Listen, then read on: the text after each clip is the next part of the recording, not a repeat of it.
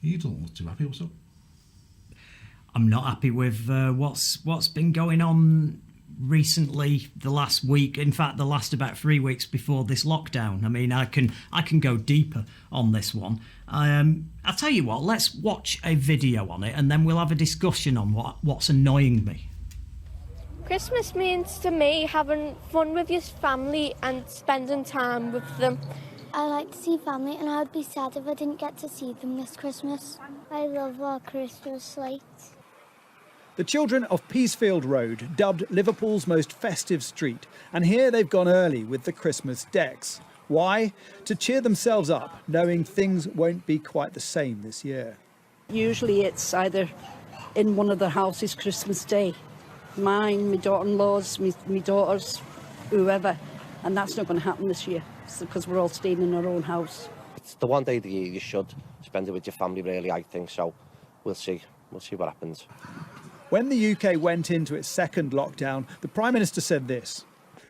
Christmas is going to be different this year, perhaps very different. But it's my sincere hope and belief that by taking tough action now, we can allow families across the country to be together. But it's still not clear how together will be. In Scotland today, Nicola Sturgeon put 11 councils into the highest tier restrictions with the hope to reduce infection levels in those areas in time to ease things for Christmas. At these levels, we would not have the flexibility we need to ease restrictions over Christmas, which, in common with the other UK nations, we so desperately want to do. So what then will the UK government do when lockdown is due to end on December the 2nd? If we came out of lockdown, then I fear that the level of infectivity in the country would be just too high. And by the time we got to Christmas, we'd have to have another lockdown. Scientists also warn that easing restrictions too much on Christmas Day will lead to a post-Christmas lockdown hangover. For the government and those involved in virus control, this is the nightmare before Christmas. What to do about a festive season that involves collective coming together, the mingling of generations across the UK, the thing we've been avoiding doing for so long, and perhaps the one day of the year when people won't be told who they can and can't have lunch with.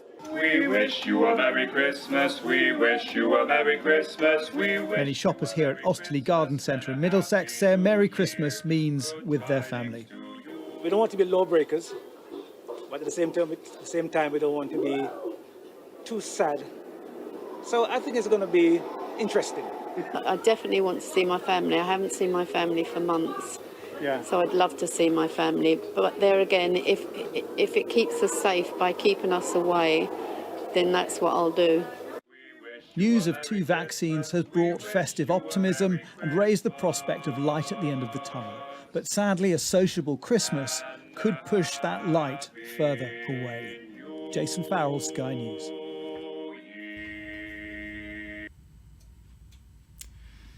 You see, the problem with this is quite simple. And I'm just talking to you guys out there. I mean, it covers America as well, but it more specifically covers here. We'll get into America in a little while. But I mean, this situation that we've got here, I heard when the second lockdown was announced by Boris Johnson, all these sensible reporters like Beth Rigby from Sky News and her ilk, these are seasoned professionals that have been doing this for decades.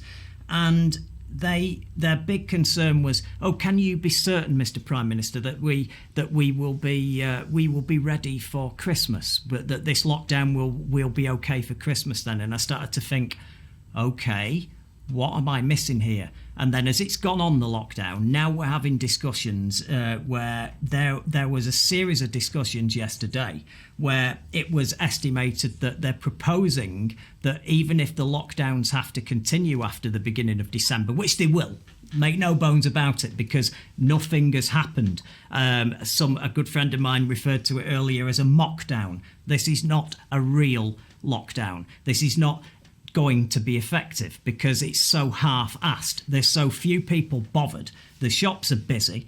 No one's social distancing. People are out. So loads of businesses are suffering because they're closed, but they're not getting the benefit. Like last time, at least your businesses were closed. You lost a load of money, but you knew that the country was getting better, that the figures were being driven down. This way, this has been a complete waste of time. Not that I'm anti-lockdown, far from it, but you either do it or not. The clue is in the bloody name. Yeah, lockdown. Not lockdown except for Primark and co.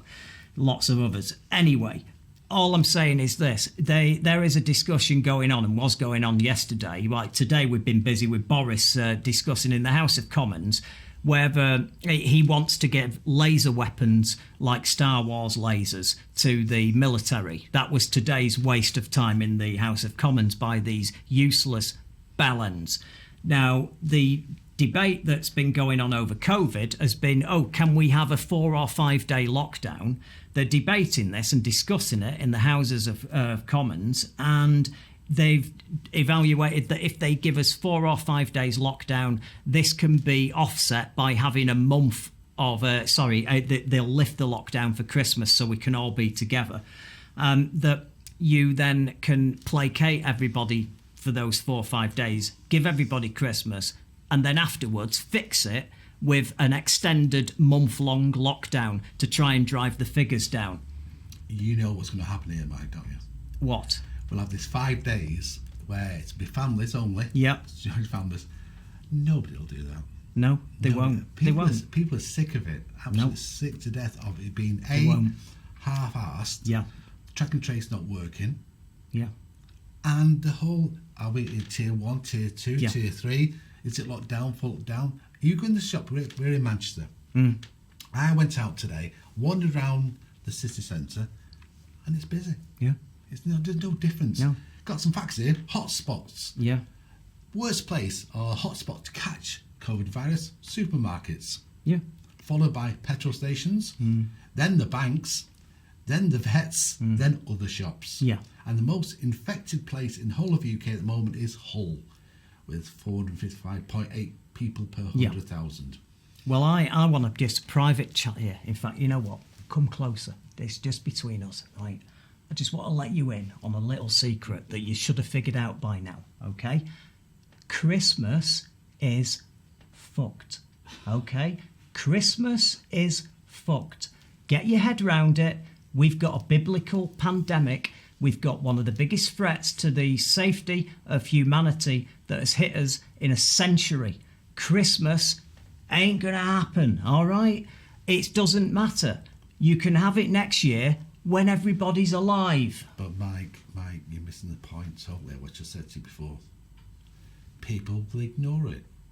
So in your words, Christmas is knackered and all that. Yes, it is. It will happen. It is. Because the demand from people who aren't affected by the they'll make virus, it happen. people in the southeast and other places, it's always like the northern thing that's going on at the moment. Yeah.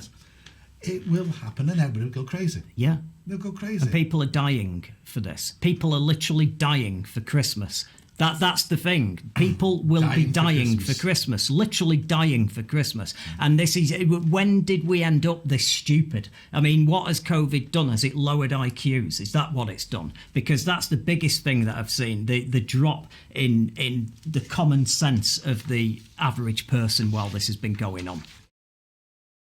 Thank you for watching. I'm impressed. You've passed the IQ test and got this far, so let's press that button. Let's do the last thing that helps us. It's got subscribe on it, you can't miss it, and please ring the bell for notifications of future videos.